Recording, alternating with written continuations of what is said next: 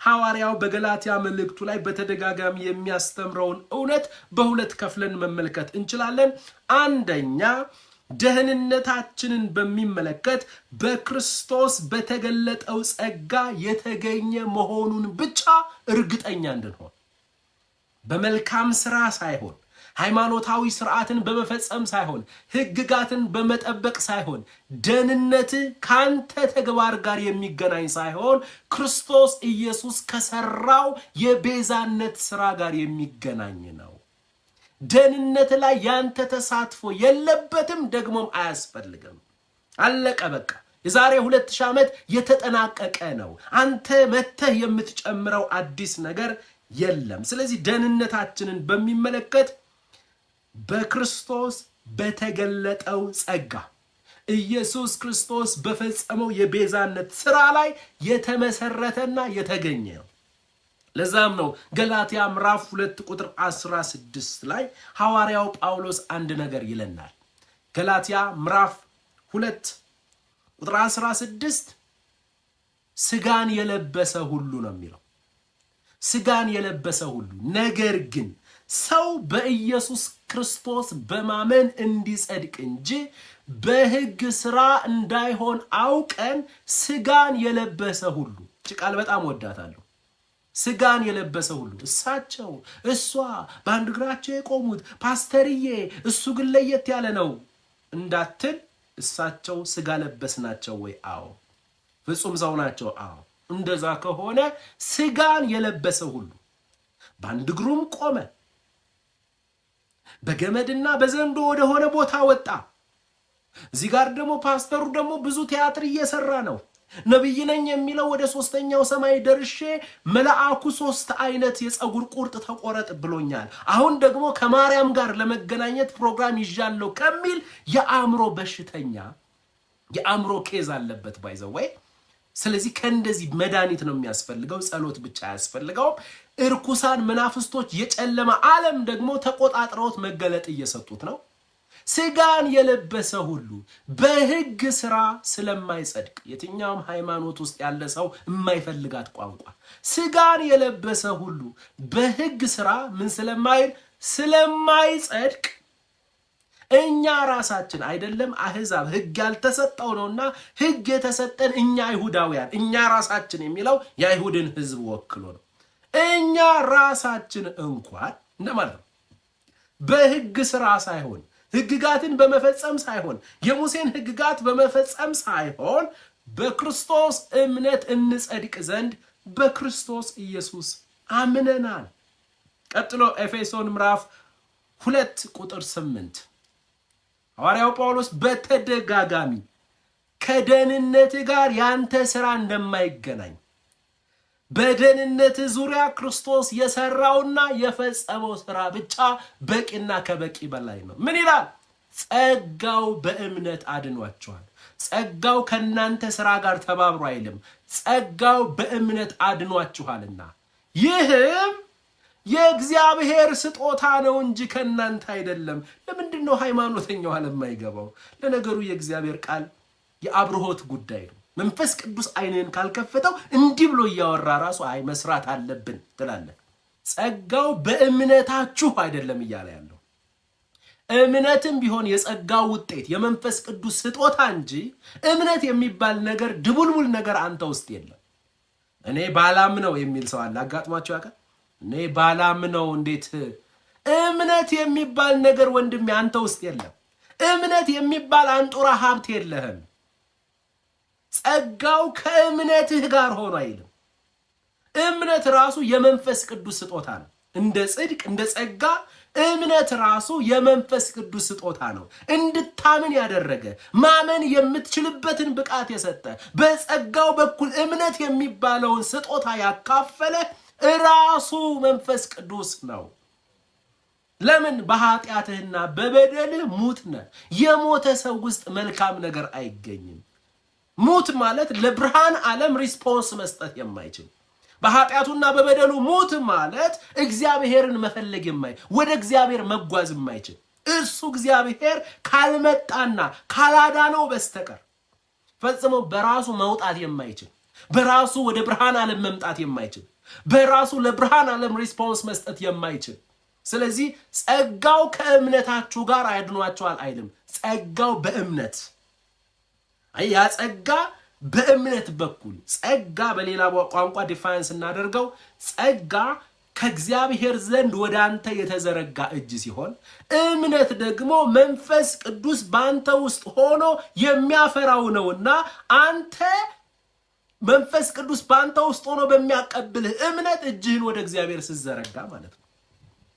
አባባ እናመሰግናለን። ስለዚህ ጸጋው በእምነት አድኗችኋልና እና ይህም ጸጋው በእምነት መዳን ይህም የእግዚአብሔር ስጦታ ነው እንጂ ከናንተ አይደለም።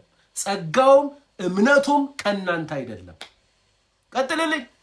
ማንም እንዳይመካ የሚል ቃል የለም። ይህም የእግዚአብሔር ስጦታ ነው እንጂ ከናንተ አይደለም። ቁጥር 9 ምን ይላል? እችት በጣም እናመሰግናለን። ማንም እንዳይመካ ከስራ አይደለም። ደህንነት ካንተ ተግባር ጋር የሚገናኝ አይደለም። ዋው! እንደዚህ መጽሐፉ እንደዚህ በግልጥ እያወራ እንደው ትንሽ ክፍተት ቢሰጠው አንዳንድ ሃይማኖተኛ እንዴት ይሆን አያስቀምጠንም? አሁንም እኮ እንደዚህ ዝግትግት አድርጎት ማንም እንዳይመካ ከስራ አይደለም እያለ ፕራውድ የሚያደርግ ስንት እናንተ ኃጢአተኞች አመፀኞች የሚል ስንሰው ነው አባት ሆይ በእኛ ላይ የተመሰረተ ነገር ስላላደረግከው በልጅ ላይ የተመሰረተ መዳን ወደኛ ስለመጣች እናመሰግንሃለን፣ እናከብርሃለን። ዋው! ስለዚህ ደህንነታችን የተመሰረተው በክርስቶስ ስራና በክርስቶስ በተገለጠው ጸጋ ላይ መሆኑን ማወቅ አለብን። ቲቶ ምዕራፍ 2 ቁጥር 11 ጀምሮ ሁላችን የምናውቀው ጥቅስ አለ። ሰዎችን ሁሉ የሚያድን የእግዚአብሔር ጸጋ ተገልጧልና። ሰዎችን ሁሉ ምን የሚል የሚያድን የእግዚአብሔር ጸጋ። በቃ ሰዎችን ሁሉ የሚያድነው የእግዚአብሔር ጸጋ እንጂ ያንተ መልካም ስራ አይደለም። በቃ ደህንነት ከእግዚአብሔር ጸጋ ጋር የተገናኘ ነው፣ ከክርስቶስ ስራ ጋር የተገናኘ ነው እንጂ ከሰው ስራና ተግባር ጋር የተገናኘ አይደለም። ምዕራፍ 3 ቁጥር 5 ላይ ሂድልኝ እስኪ። ስለሱ ነገር የሚያወራ ሐሳብ አለው። ነገር ግን የመድኃኒታችን የእግዚአብሔር ቸርነትና ሰውን መውደዱ በተገለጠ ጊዜ ቸርነትና ፍቅር ተገለጠ። ኤፌሶን ምዕራፍ 2 ቁጥር 4 ላይ እኛ በኃጢአታችንና በበደላችን ሙታን ነበርን ይልና ነገር ግን በምህረቱ ባለጠጋ የሆነ እግዚአብሔር ከወደደን ከትልቅ ፍቅሩ የተነሳ እንደሚል እዚያ ቦታ ላይ ምህረትና ፍቅር ተገልጧል። እዚህ ቦታ ላይ ደግሞ ቁጥር 4 ላይ እንደገና መልስልኝ። ነገር ግን የመድኃኒታችን የእግዚአብሔር ቸርነትና ሰውን መውደዱ በተገለጠ ጊዜ ዋው! የሱ ቸርነት ደግሞም ፍቅር አንተ የለህበትም ወንድሜ፣ አንቺ የለሽበትም እህቴ። የመድኃኒታችን የእግዚአብሔር ቸርነትና ሰውን መውደዱ በተገለጠ ጊዜ ምን ሆነ ታዲያ? ቸርነትና ፍቅር ሲገለጥ ምን ሆነ? ቀጥልልኝ። እንደ ምህረቱ መጠን ምህረት በቃ ምህረት ለማይገባቸው ሰዎች የሚሰጥ ስለሆነ የምህረቱን ባለጠግነት ሊገልጥ ፈልጎ ምህረት የማይገባንን እኛን አዳነን። አቤት በምህረቱ ባለጠጋ ነው ተባለ። ለምን? ምህረት ለወደደ ለሮጥ አይደለም። ባይዘወይ ምህረት የሚባለው ቋንቋ ራሱ ሊማር ለሚችል ሰው ኦኬ፣ ምህረት ለሚገባው አይ ምህረት ያስፈልገዋል ለምትለው ብቁና ብርቱ ሰው ምህረት አደርግለታለሁ ካልክ ምህረት አይደለም እሱ የሥራውን ዋጋ ስለሚገባው ስለሚችል ደሞዝ እየሰጠኸው ነው። ምህረት ማለት ለማይገባቸው ሰዎች። ለምን? ምህረት ለወደደ ለሮጠ አይደለም።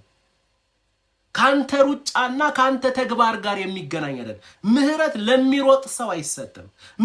ምህረት ስጠኝ ብሎ ለሚጸልይ ሰው አይሰጥም። ምህረት በአንድ እግሩ ለሚቆም ሰው አይሰጥም። ምህረት ለወደደ ለሮጥ አይደለም እና ነገር ግን ከሚምር ከእግዚአብሔር ዘንድ ነው እና ከእግዚአብሔር ዘንድ የምህረት አቅጣጫው ከላይ ከእግዚአብሔር ዘንድ ከሆነ ለማን ተገለጠ? ለኃጢአተኛው ተገለጠ። እሺ እንደ ምህረቱ መጠን ምህረቱ ሀብትሽ የምህረቱ መጠን ማንን ያክላል? ራሱን ያክላል። ራሱን ያክላል። ለምህረቱ መጠን የለውም። እግዚአብሔር እኔን ምህረት ያደረገልኝ ይህንን ያክል ነው ብለህ በፐርሰንት ማስቀመጥ አትችልም። ከሰው ሂሳብ ውጭ ነው። ራሱን ያክላል ምህረቱ። ራሱን ያክላል ምህረቱ። መዝሙረኛው ዳዊት በተደጋጋሚ ቸር ነውና ምህረቱም ለ100 ዓመት ነውና አይልም። እግዚአብሔር የ10 ዓመት ምህረት የለውም። እግዚአብሔር የ50 ዓመት ምህረት የለውም። እግዚአብሔር የ100 ዓመት ምህረት የለውም። ቸር ነውና ምህረቱም ለዘላለም ነውና እግዚአብሔርን አመስግኑ አለ። በዘላለም ምህረቱ ነው የተገናኘ። በዘላለም ምህረቱ ነው የተገናኘሽ እህቴ።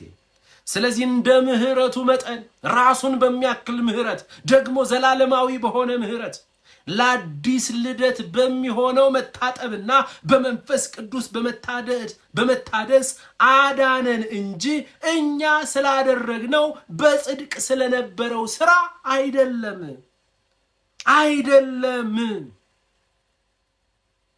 ዋው!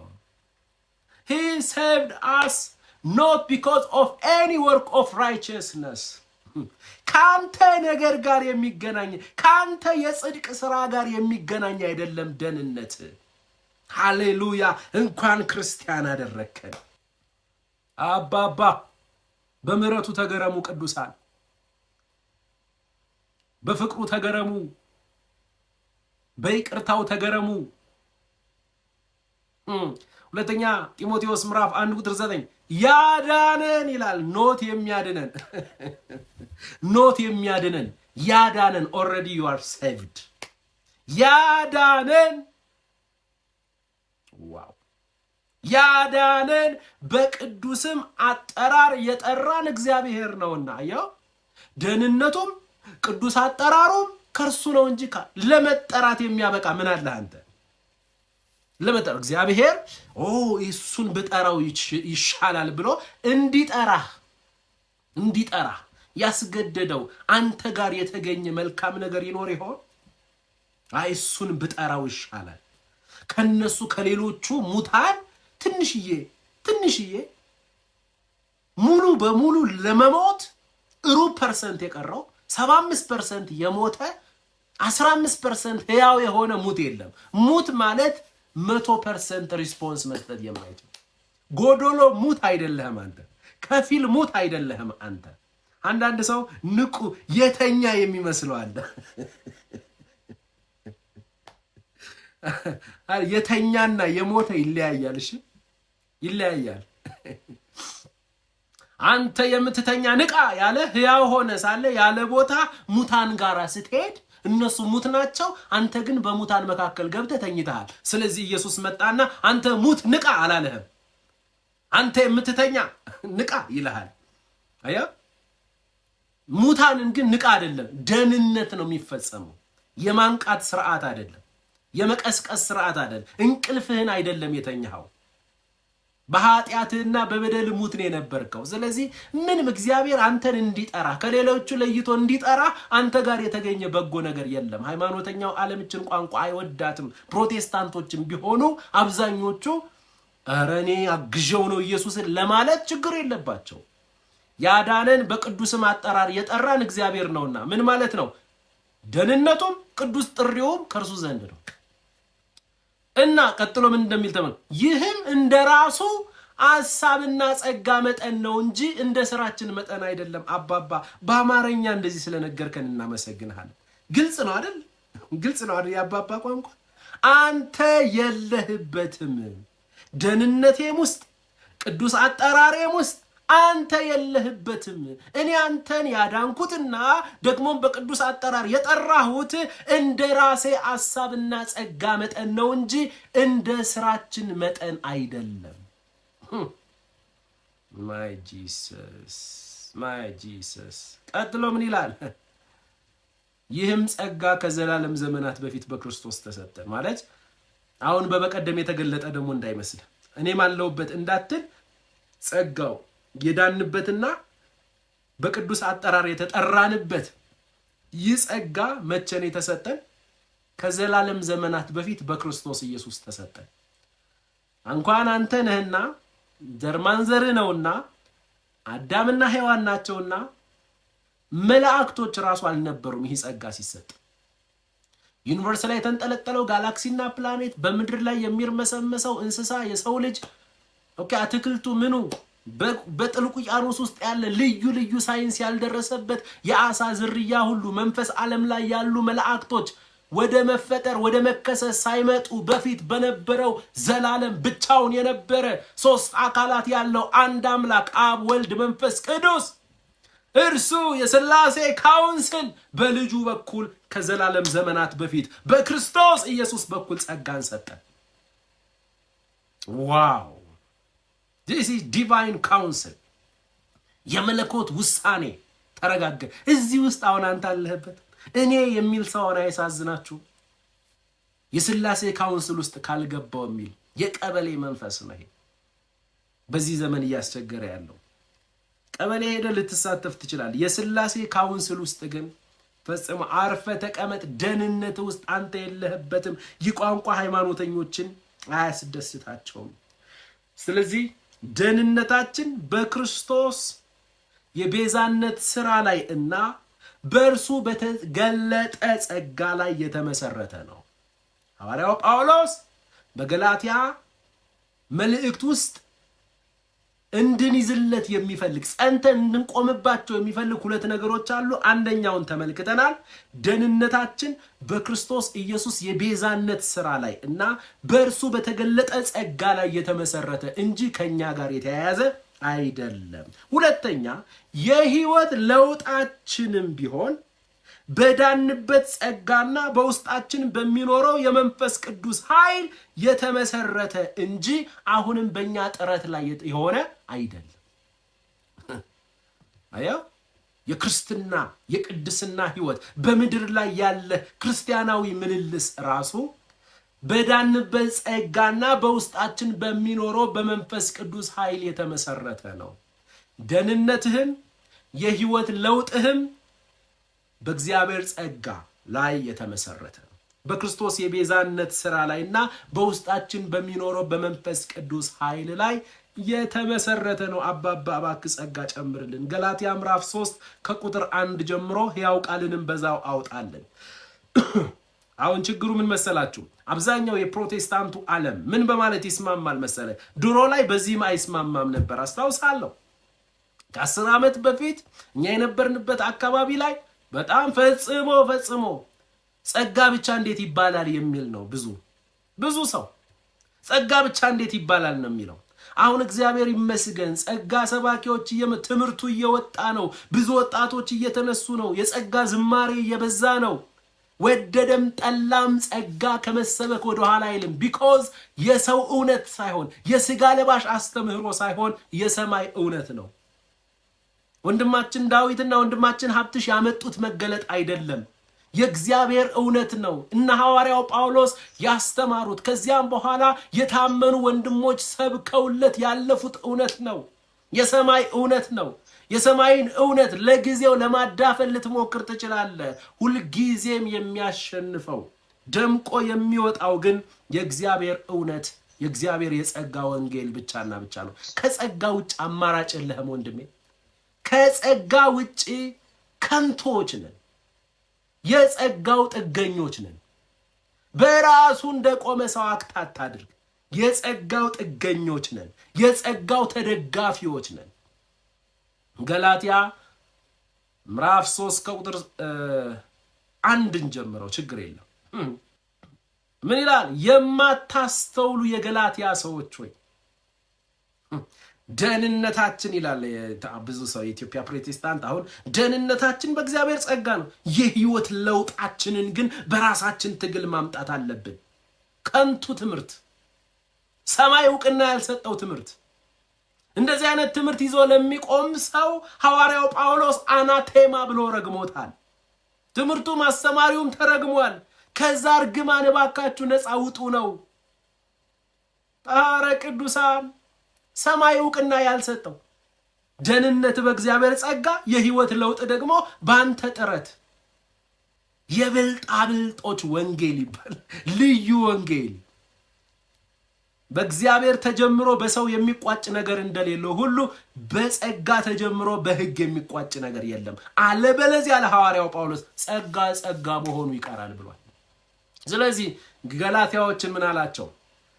ደህንነታቸው በጸጋ ደግሞ የህይወት ለውጣቸውን በራሳቸው ጥረት ሊያደርጉ ሲፈልጉ በጣም አፕሪሼት ነው ማደርጋቸው አላለም። የማታስተውሉ ፉልሽ ገላትያንስ፣ የማታስተውሉ የገላትያ ሰዎች ሆይ በዓይናችሁ ፊት ኢየሱስ ክርስቶስ እንደተሰቀለ ሆኖ ተስሎ ነበር። ለምትጠየቁት ጥያቄ ለደህንነታችሁም ለጽድቃችሁም ከጥፋት ለማምለጣችሁ ምክንያቱ ክርስቶስ እንደሆነ በዓይነ ህሊናችሁ ውስጥ በልባችሁ ውስጥ ክርስቶስ ኢየሱስ እንደተሰቀለ ሆኖ ተስሎ ነበር። ለእውነት ደህንነት በእግዚአብሔር ጸጋ እንጂ በሕግ ሥራ አይደለም ብሎ ሐዋርያው ጳውሎስ በደንብ አድርጎ በእውነት ወንጌል ላይ መስርቷቸዋል። ለእውነት እንዳትታዘዙ አዚም ያደረገባችሁ ማን ነው? እዚህ ቦታ ላይ እንዲህ አንዳንድ ሰው እንደዛ ይላል አይደለ? እዚህም በፊት እንግዲህ ተማምረናል። ለእውነት እንዳትታዘዙ አዚም ያደረገባችሁ ማን ነው? እስኪ አሁን እንጸልያለን። ሁላችንም እጅ ለእጅ ተያይዘን የአዚም መንፈስ ይወጋ እያላችሁ የአዚም መንፈስ በአራቱም አቅጣጫ በሰማይና በአራቱም አቅጣጫ ወደዚሁ ጉባኤ የገባ የአዚም መንፈስ የድንዛዜ መንፈስ ለ45 ደቂቃ እንዋጋለን። ተዋጋ። ሰው ሁሉ በአራቱም አቅጣጫችሁን ዘርግቶ የአዚም መንፈስ ይወጋ፣ የድግምት መንፈስ ይወጋ። የድንዛዜ መንፈስ አይደለም ወንድሜ። እዚህ ቦታ ላይ አዚም አድራጊውና አዚሙ ምን እንደሆነ ብታቅ እንደዚህ አይነት ጸሎት አትጸልይም። አዚም አድራጊው መድረክ ላይ የቆመ ኮት የለበሰ ፓስተር ነው። አዚም አድራጊው። አዚሙ ደግሞ የሙሴ ሕግ ነው። የሙሴ ሕግ ነው። መድረክ ላይ ቆሞ የሙሴን ሕግ ከሰበከ አዚም አድራጊው ሰውየው ነው። አዚሙ ደግሞ ትምህርቱ ነው እንጂ የሆነ ደብተራ እንዳታስብ። በዚህ ሰዓት የጠመጠመ ጋቢ ያደረገ ሰው እንዳታስብ አይደለም። መድረክ ላይ በቃ ጽድት ብሎ ስሪፒስ የለበሰ ሃሌሉያ የሚል ሰውዬ፣ ነገር ግን ሙሴም ያስፈልጋል ለህይወት ለውጣችን ሕጉም ያስፈልጋል ሲል ሰውየውም ትምህርቱም አዚም አድራጊና አዚም ተብሏል። አዚም ያደረገባችሁ ማን ነው? ቀጥልልኝ። ቁጥር 2 ይህንን ብቻ ከናንተ እንድማር ወዳለሁ። ነገሩኝ እስኪ፣ ግልጽ መነጋገር አለብን። በሕግ ሥራ ወይም ከእምነት ጋር በሆነ መስማት መንፈስ ቅዱስን ተቀበላችሁን? መንፈስ ቅዱስን የተቀበላችሁት በምንድን ነው? ከእምነት ጋር በሆነ መስማት ነው ወይስ ሕግን ስለፈጸማችሁ ነው? ወንድሞች እህቶች፣ ሐዋርያው ጳውሎስ እየጠየቀን ነው። መመለስ አለብን። አጽድተን ማለፍ አለብን። አጽድተን ማለፍ አለብን። መንፈስ ቅዱስን የተቀበላችሁት ሕግጋትን ለመፈጸም ባደረጋችሁት ጥረት ላይ የተመሰረተ ነው ወይስ ከእምነት ጋር በሆነ መስማት ወንጌልን ስላመናችሁ ነው? መልሱ ከእምነት ጋር በሆነ መስማት ነው እንጂ በእኛ ጥረትና ትግል ላይ በተመሰረተ ሕግጋት መፈጸም አልተቀበልንም። ቀጥልልኝ። እንዲህን የማታስተውሉ ናችሁ? በመንፈስ ጀምራችሁ አሁን በስጋ ትፈጸማላችሁን? ይሄኛው አፕሊኬሽን እንግዲህ የሆነ አፕሊኬሽን አስተካክለናል ነግረናቸው ያኛውን ትርጉም ማለት ነው። እዚህ ጋር ግን አሳስቶታል። አሁን በስጋ ትፈጽማላችሁ ሳይሆን ትፈጸማላችሁ። በስጋ ስራ ፍጹም ለመሆን ታስባላችሁን? በስጋ ትፈጽጽ አይደለች። አስተካክለናል። የሆነ አፕሊኬሽን አስተካክለናል። ይሄኛውን ደግሞ ዮኒዬ እንቶናን ያዛትና አድራሻቸውን ጽፈን እንልክላቸዋለን። አፕዴት ሲያደርጉ ጽንጸ ማድረግ አለባቸው። ትፈጽማላችሁ ሳይሆን ትፈጸማላችሁ። Are you now reaching perfection by dependence on the flesh? ወደ ፐርፌክሽን ለመጥናት በራሳችሁ ፍጹም ለመሆን በስጋ ጥረት ፍጹም ለመሆን ታስባላችሁን? ያው ቃል ቢኖር እሱ ግልጽ አድርጎ ከቁጥር 1 ጀምሮ በደንብ ይነግረናል። የህይወት ለውጣችን በራሳችን ጥረት ሳይሆን በዳንበት ጸጋና በውስጣችን በሚኖረው በመንፈስ ቅዱስ ኃይል የተመሰረተ ነው። ቅዱሳን እናንተ የማታስተውሉ የገላትያ ሰዎች በሕያው ቃል ምዕራፍ 3 ገላትያ እናንተ የማታስተውሉ የገላትያ ሰዎች እንዲህ አድርጎ ያሳታችሁ ማን ነው? እንዲህ አድርጎ ያሳታችሁ ማን ነው? እሺ ወደ ላይ እንመለስ። ክርስቶስ በመስቀል ላይ እንዴት እንደሞተ እንደ ስዕል ቁልጭ ብሎ እንዲታያችሁ አላደረኩም ነበር? እስቲ አንድ ነገር ልጠይቃችሁ። እሺ ሐዋርያው ጳውሎስ ጠይቀን፣ እስኪ አንድ ነገር ልጠይቃችሁ። ለመሆኑ መንፈስ ቅዱስን የተቀበላችሁት የኦሪትን ሕግ ለመፈጸም ባደረጋችሁት ጥረት ነው ወይስ የተሰበከላችሁን የወንጌል ቃል በእምነት በመቀበላችሁ ነው? መልሱ የኦሪትን ሕግ ስለፈጸምን ሳይሆን የተሰበከልን የወንጌል ቃል በእምነት በመቀበላችን መንፈስ ቅዱስን ከእግዚአብሔር ዘንድ ተቀብለናል። ቁጥር 3 በመጀመሪያውኑ ልብ በሉ፣ በመጀመሪያውኑ የኦሪትን ሕግ በመጠበቅ መንፈሳዊ ሕይወት ልታገኙ አለመቻላችሁን አውቃችሁ በእምነት ከጀመራችሁ በኋላ ተመልሳችሁ ይህንኑ ሕግ በመጠበቅ መንፈሳዊ ሕይወታችን ፍጹም ይሆናል ብላችሁ እንዴት ታስባላችሁ? ሞኞች ናችሁ ልበል። አያችሁ ግልጽ ሲያደርገው መንፈሳዊ ሕይወታችን ፍጹም የሚሆነው ፐርፌክት የሚሆነው ሕግጋትን በመጠበቅ ነው የሚል አደገኛ ልዩ ወንጌል ውስጥ ገቡ። አያችሁ መንፈሳዊ ሕይወታችን ፍጹም መሆን የሚችለው በዳንበት ጸጋና በውስጣችን በሚኖረው በመንፈስ ቅዱስ ኃይል ብቻና ብቻ ነው። ቀጥሎ ምን እንዳለ ታውቃላችሁ? በወንጌል ምክንያት ብዙ መከራ እንደተቀበላችሁ አውቃለሁ። ታዲያ ይህ ሁሉ ከንቱ ሆኖ ይቅር ማመኑ ቸገረኝ አለ።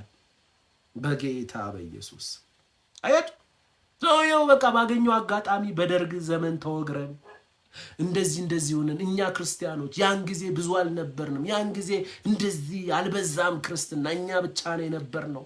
ስንጸልይ ድንገት ሚኒሻ ይመጣል፣ የደርግ ሚኒሻ ይመጣና ይወግረናል፣ ይደበድበናል፣ ፓስተሩን እስር ቤት ውስጥ ያስገባዋል። እንደዛ ተወግረን ነው። አሁን ያለ ትውልድ ምን መከራ ያውቃል? ነገር ግን ሕጉም ያስፈልጋል ካለ ይሄ ሰውዬ ያንን ሁሉ መከራ በደርግ ዘመን የተቀበለው በከንቱ ነው። በወንጌል ምክንያት ብዙ መከራ እንደተቀበላችሁ አውቃለሁ። ታዲያ ይህ ሁሉ ከንቱ ሆኖ ይቅር ማመኑ ቸገረኝ። አባቶ ይባርክ ጸጋ ጨምረልን።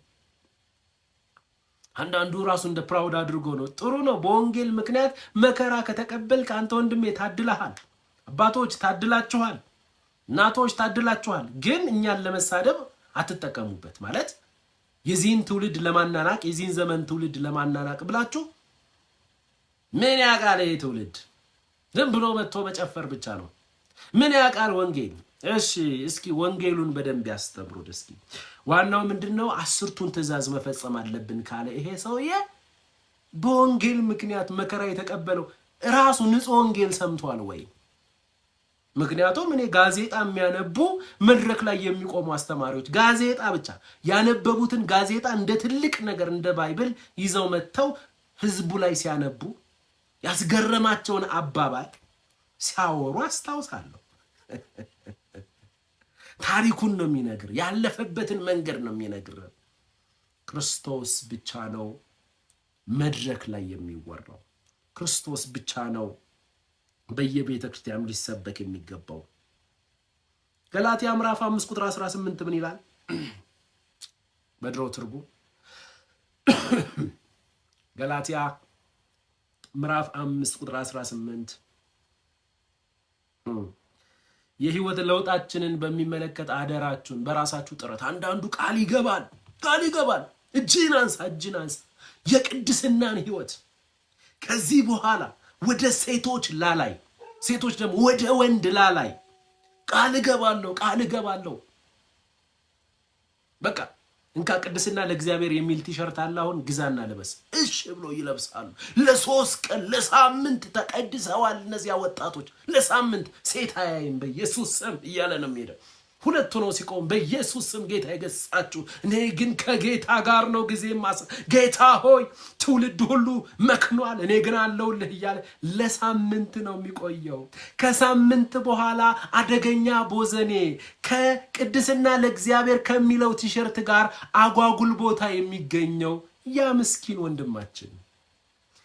ኦኬ ክርስትና በእንትን አይደለም። እሺ እናሸንፋለን በሞራል አይደለም ክርስትና ውስጥ ሞራል አይሰራም። ሞቲቬሽናል ስፒከሮች አሉ ጥቅስ እያስገቡ ትውልዱን ሁሉ ሞቲቬሽናል ቋንቋ እዛው አካባቢ ላይ እንዲህ ያደርግሃል። በቃ ሁሉ ያንተ እንደሆነ አድርገህ እንድታስብ ያደርግሃል ከአዳራሹ እስክትወጣ ድረስ። በዛ ሰዓት ላይ በቃ አንተ ያለህን ሁሉ ምክንያቱም ስትወጣ ሁሉም ነገር መኪናውም ያንተ ነው። ብራንድ ኒው መኪና በምታይበት ጊዜ አይ ሪሲቭድ በል የኔ ነው በል ጠራው ወደ አንተ ይመጣል። ኦኬ ብድግ ብለህ ትልቅ ሆቴሎች ጋር ትገባና ይህንን ሆቴል ወረስኩት በላው ያንደበት ቃል ይሰራብሃል። በዛ ቃል ይነፋፋና ይሄድና እጁን ይጭንና አታስታውስም? የሆነ ሰዓት ላይ እንደዚህ ተጀምሮ ነበር። ምን የመሰለ ብራንድ ኒው መኪና ላይ እጁን ይጭንና ሃሌሉያ ሃሌል ሳብኳት ሲል ይመጣና በደንብ አድርጎ ይስብልኛል ማለት ነው። እንደዚህ አይነት ተጀምሮ ነበር። እኔ በእምነት ነው አልከፍልም ብለው ትልልቅ ሆቴል ገብተው ትንንሽ ሆቴል አትግባ፣ አንተ የንጉስ ልጅ ነህ፣ የእግዚአብሔር ልጅ ነህ፣ ትልልቅ ሆቴል ትገባለህ። በእምነት ነው የምትገባው።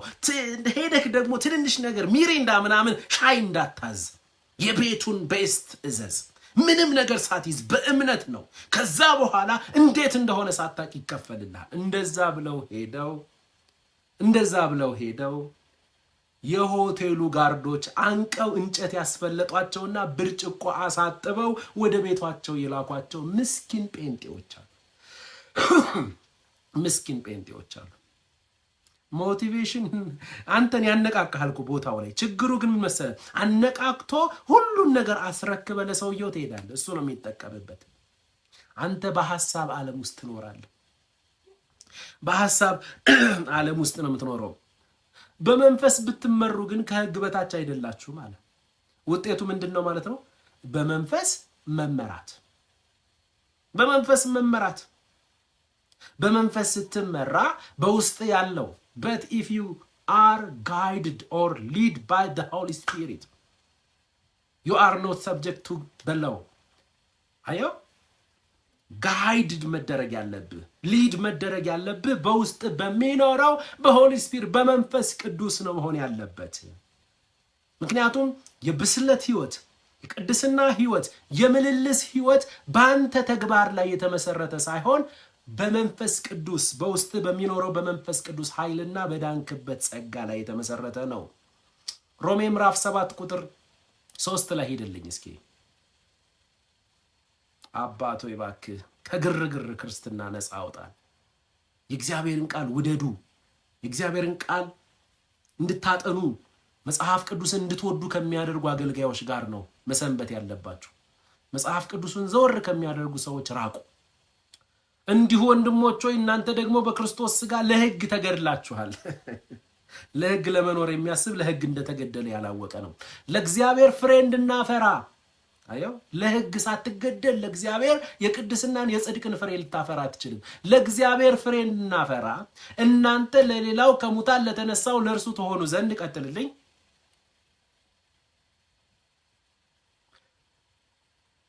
በሥጋ ሳለን በሕግ የሚሆን የኃጢአት መሻት ለሞት ፍሬ ሊያፈራ በብልቶቻችን ይሰራ ነበረ። ኃጢአት፣ ሕግ፣ ሞት ነው እዚህ ጋር ያለው። ቀጥልልኝ። እንግዲህ ምን እንላለን? ኖት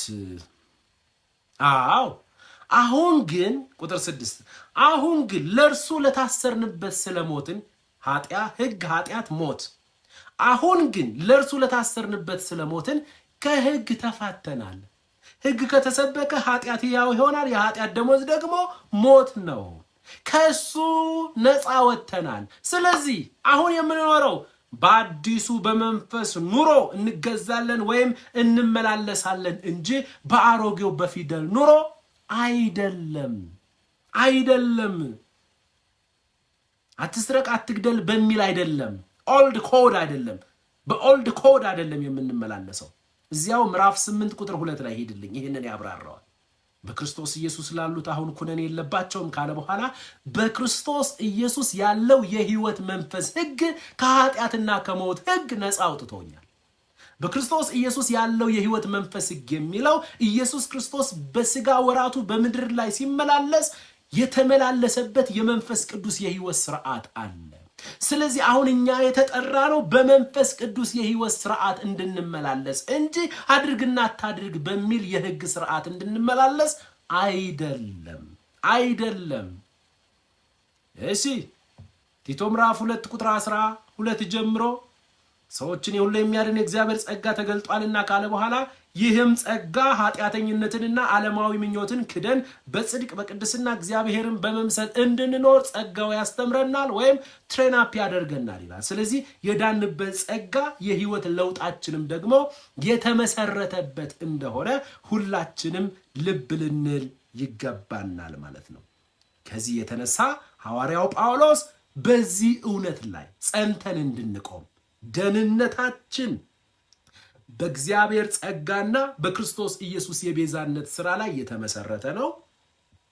የክርስትና የሕይወት ለውጣችንና ምልልሳችን በውስጣችን በሚኖረው በመንፈስ ቅዱስ ኃይልና በዳንበት ጸጋ ላይ የተመሰረተ ነው። ስለዚህ ራሳችንን ለጸጋው አሰራርና በውስጣችን ለሚኖረው ለመንፈስ ቅዱስ አሰራር ፈቃድ፣ ስሜት፣ ዕውቀታችንን ልናስገዛ ይገባናል። ስለዚህ የሚቀጥለውን ደግሞ ኔክስት ላይ እንመለከታለን። ከእግዚአብሔር ከአባታችን ከጌታም ከኢየሱስ ክርስቶስ ብዙ ጸጋ፣ ብዙ ሰላም፣ ብዙ ምሕረት ለሁላችን ይሆን። አሜን።